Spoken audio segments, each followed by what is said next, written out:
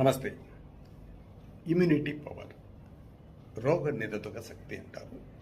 దీనికి ఒక పేరు, చాలా మంచి పేరేమిట, మన ఓన్ డాక్టర్ అన్నమాట.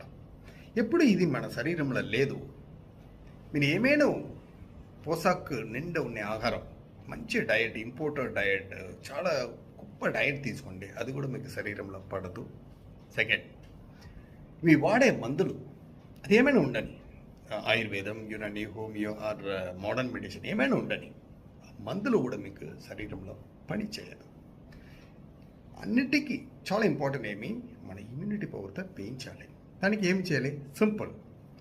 6 to 8 hours స్లీప్ కావాలి.